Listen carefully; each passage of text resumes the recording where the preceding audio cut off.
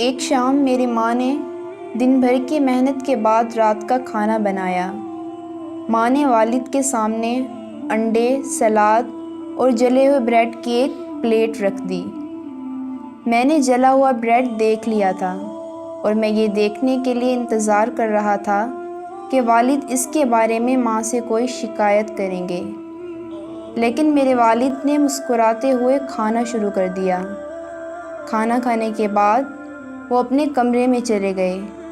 اگلے دن میں اسکول چلا گیا اور میرے والد آفس چلے گئے، لیکن جب وہ واپس آئے تو میں نے ان سے پوچھا کہ واقعی میں جلا ہوا بریڈ انہیں پسند آیا تھا، تو انہوں نے مجھے گلے لگایا اور کہا، آپ کی والدہ سارا دن کام کر کے تھک چکی تھیں، وہ بہت محنت سے ہمارے لیے کھانا بنا کر لے آئیں۔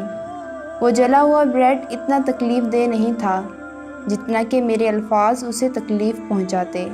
ہمیں یہ سمجھنا چاہیے، اگر دوسرے ہمارے لیے کچھ کریں تو ہمیں ان کی تعریف اور حوصلہ افزائی کرنی چاہیے۔